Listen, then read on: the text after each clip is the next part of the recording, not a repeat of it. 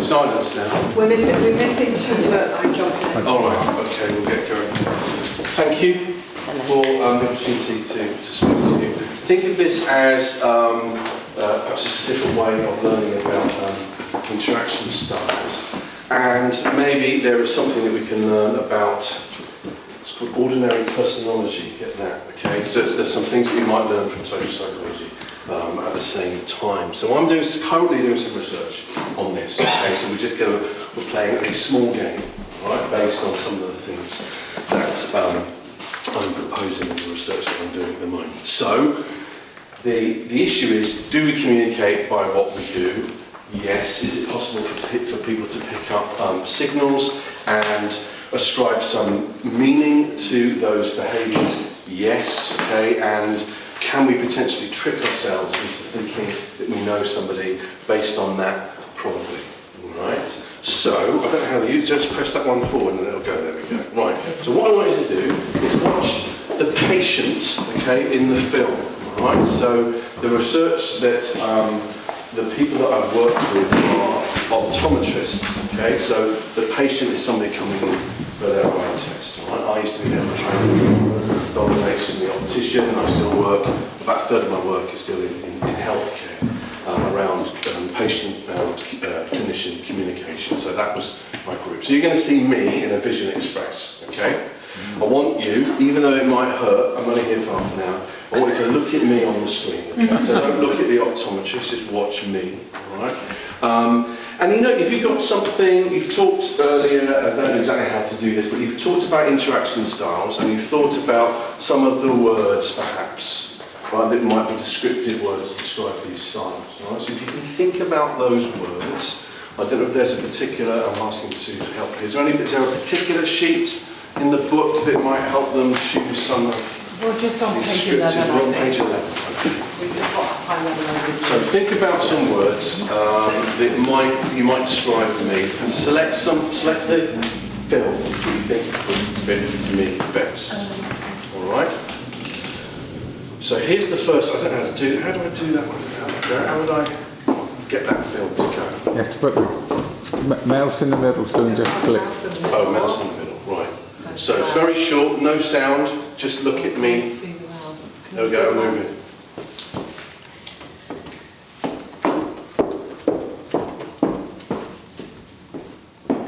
Do you want to see that again? Sorry, do. Yeah. Now I'm in trouble. Yes. Escape, is it? Oh, no. No, that's it, yeah. Right, here There we you go. go. Yeah, you're moving.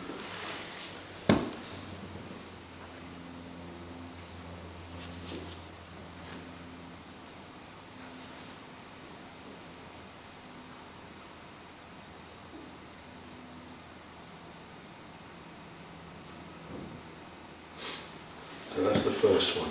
Okay, so thinking about what you know about interaction styles, have a little think about where you think I thought it was a different one. Was that the slow motion or something? That was the same one. That's the first one again. It really didn't look like the first one to me. It was slow. It was slow. It was slower. Oh, okay. This is a trick. Not intentionally. What's this one? Yeah, that's easy.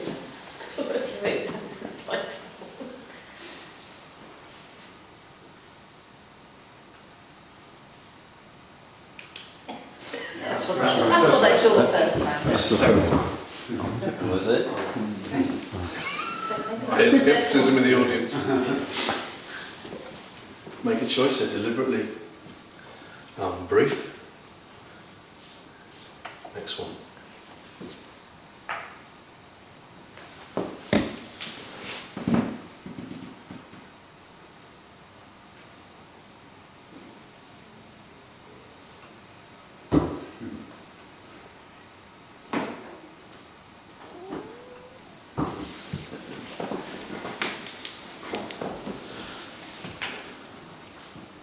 And then the final one.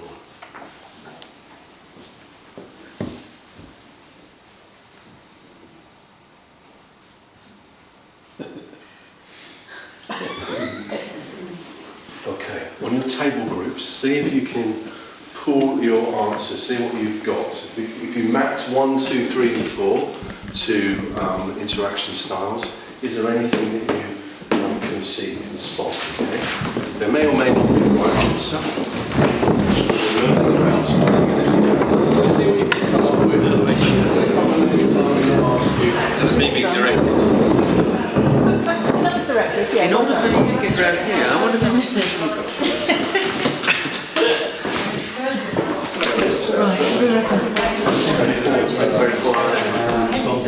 There's also an overview on page 23 if you think that might help. I think it's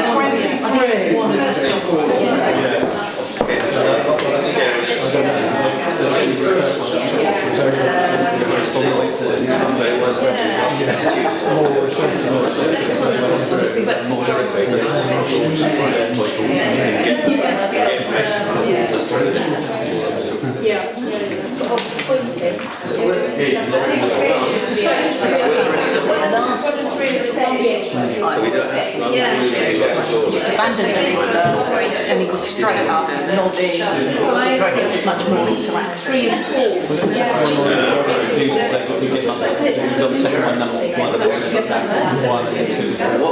There was one where you were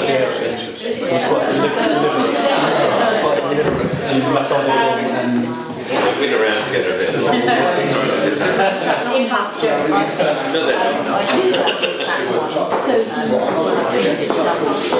as a different thing, so someone coming into a room and taking up a chair at a meeting.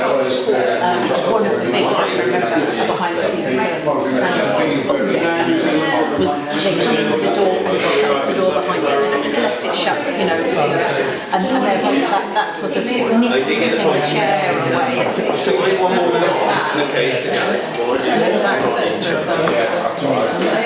and it was a bit more restrained reaction. He sat down for a lot longer for that third one, waited and was nodding and saying hello from the chair, and then so it's all about processing, you know, what they're saying before I actually okay, they want me now.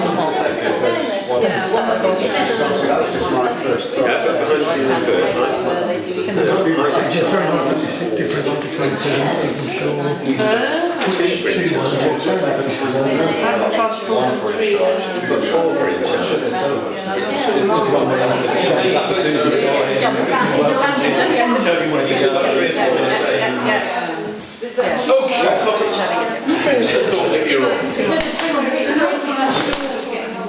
You'll be able to witness each other's interaction style and the intensity of the debate and the need for clarity or not. All right, so I'm going to start here, I'm going to go here, then here, then here. Okay, just tell me what you came up with, what you noticed, what you observed. Shall we go? And you remember video 1, video 2, video 3, video 4? Tell us what you came up with.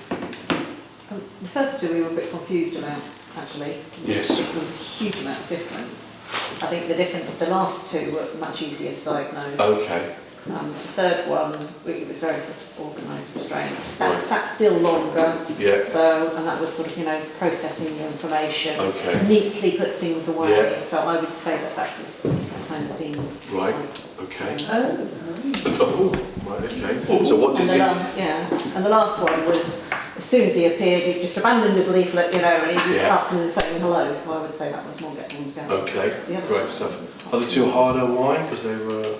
Because I did it wrong on the video. You're very nice. Okay. Brilliant. What did you come up with?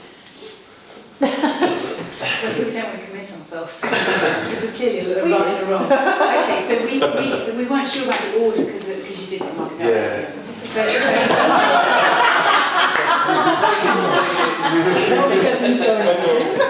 So 5 answers we got now.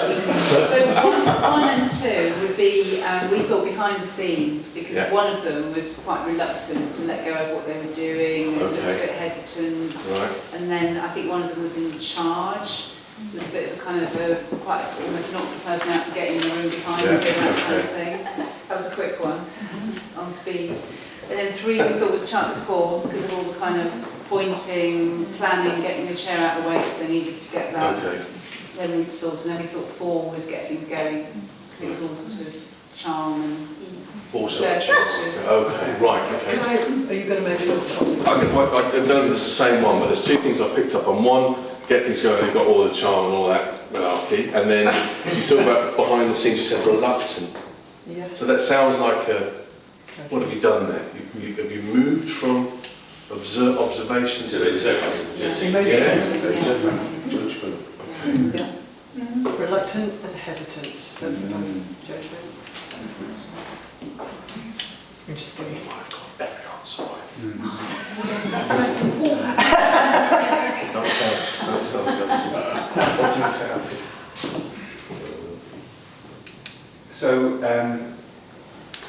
So I just made a punt, so I didn't write it down. I made a punt as I was doing it. So I think I saw a clear arm direction at some point, which I thought, I've got to reach out the course. I think that was the first. Arm direction. I saw kind of a pause and that. Right. So I thought that was a charter course thing. Does that mean you did it, or you recognising yourself? Just recognised the charter course thing, I think. Okay. So I think that was first. I should have written it down, shouldn't I? And then there was the in charge bit, which was very clear and fast, and I think that came second. Right. And then I thought that we had behind the scenes as third, because that was where there was a lot of making sure everything, head down, making sure everything was in the right place, and just being a bit preoccupied with that sort of thing, potentially, before we start doing stuff. And then I agree with the others about get things going and engaging at the end. Right, okay. That was just my. So some of the, what I've done it to, some of the initiating behaviours are more obvious, perhaps. Some of the responding behaviours, you might be trying to fill in the gap. And that's exactly as we say. Yeah. Thank you. We had exactly the same answers as the second group, so behind Did you the really? scenes- Or did you In just-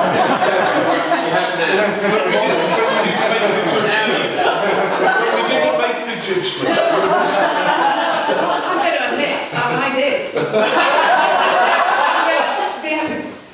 Behind the scenes, in charge, chart calls get things going.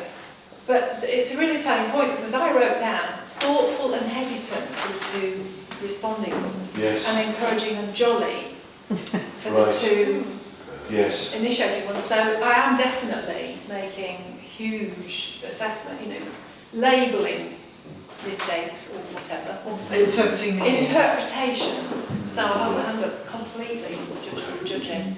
Right. Sorry. No, fantastic, thank you. So, first impressions count, you know this, okay, intuitively. But what we know from perhaps areas that you haven't talked about today, there are perspectives on personality which has personology. Basically, what we do for very good reasons, okay, some kind of for evolutionary reasons, we have to be able to read other people very, very quickly.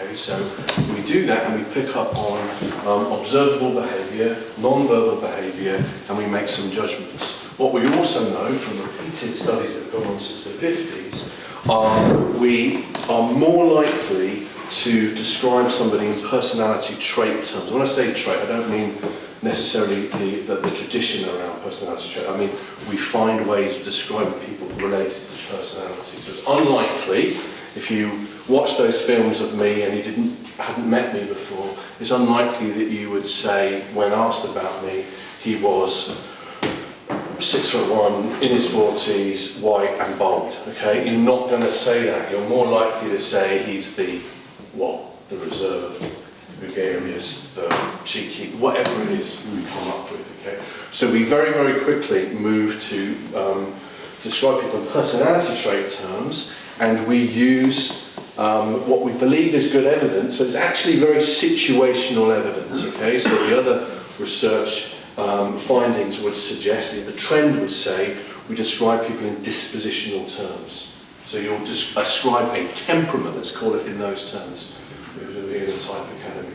We'll describe people perhaps in interaction styles and temperament terms pretty quickly rather than situational terms. So those films that you saw, I do those films, or different versions of them, in my work at Johnson & Johnson vision care faculties. I'm part of the training school there, just down the road. And one of the things, if you remember the last two, so it was behind the scenes, in charge, chart the course and get things going. But some of the differences that we found are also quite normal, and I'll explain that in a moment as to why you would think in that way. If you remember the last two, which were chart the course and get things going, there was a difference in the way that I handled the material. Okay, so the care that I took with some of the leaflets in my chair, etc.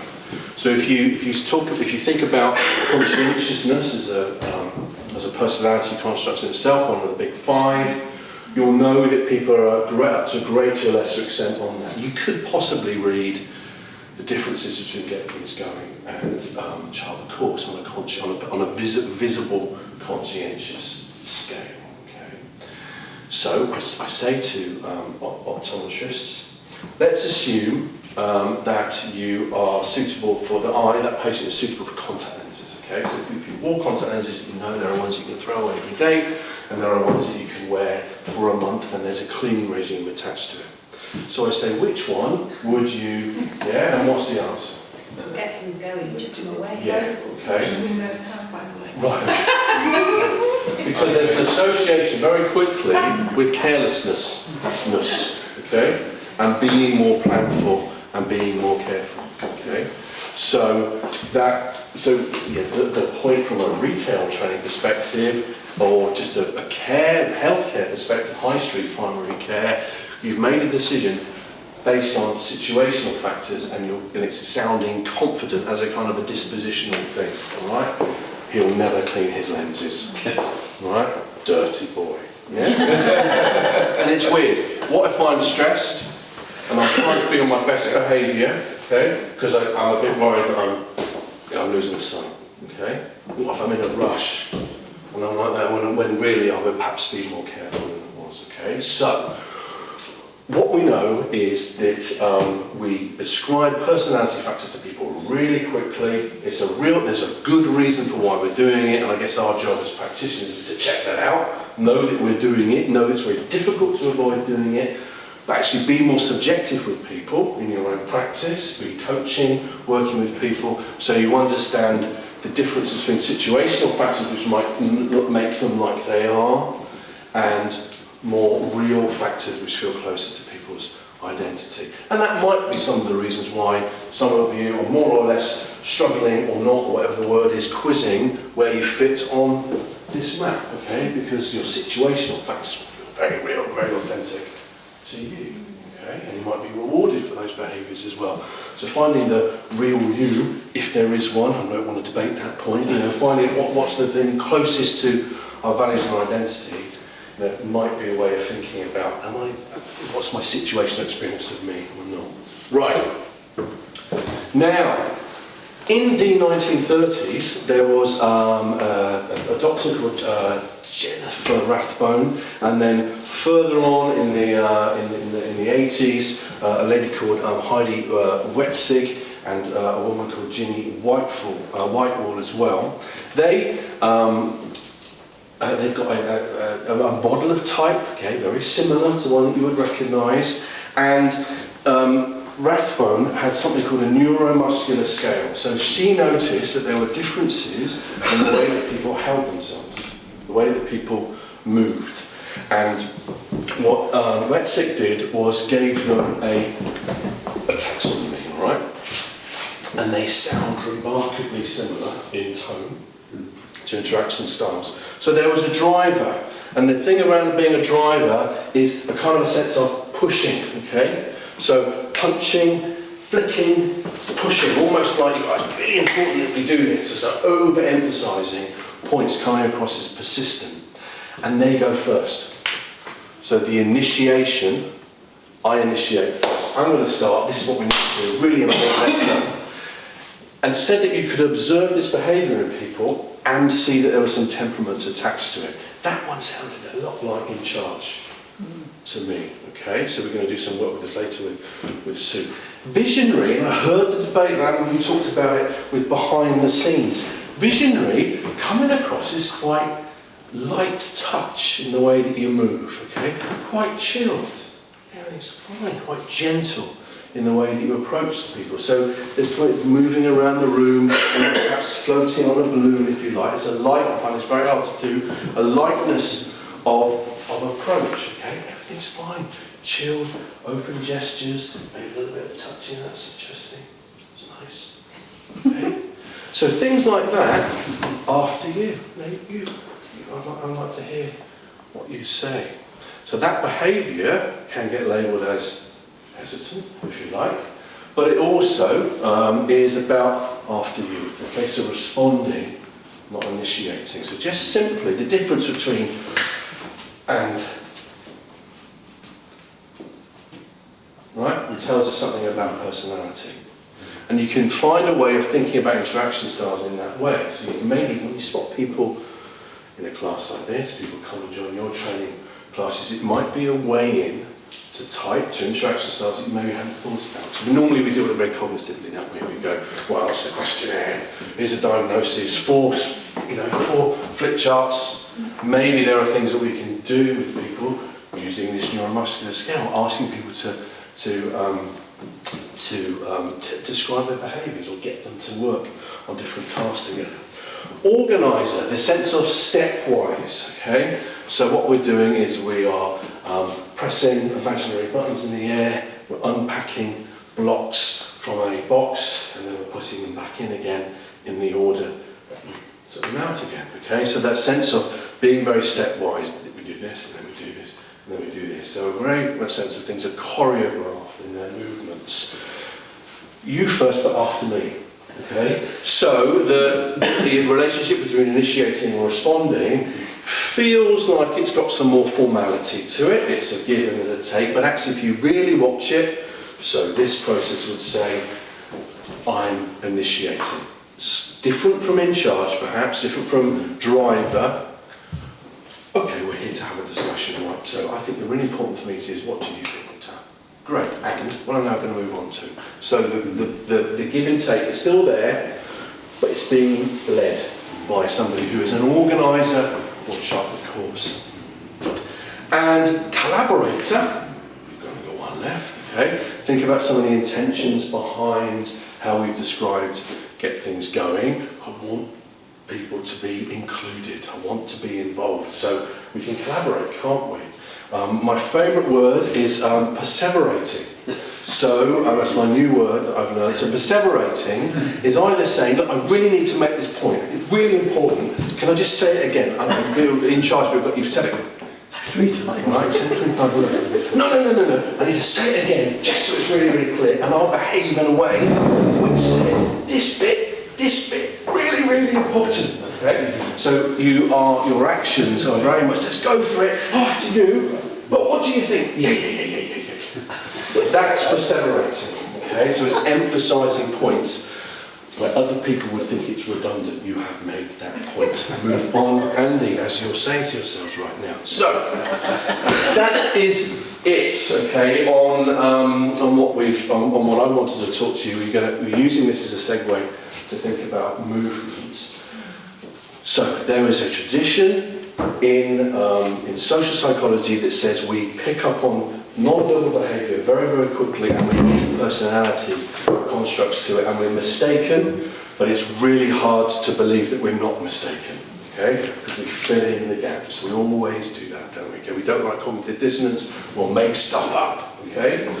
But that making of stuff up can be mapped against some ideas around type, interaction styles, which you know about, okay? And so if you tune yourself into watching for non-verbal behaviour, and we've all done that course, haven't we, where we say what's the difference between body language and tone of voice and words, okay? So you'll know that there's a lot of meaning that can be taken from somebody's physiology.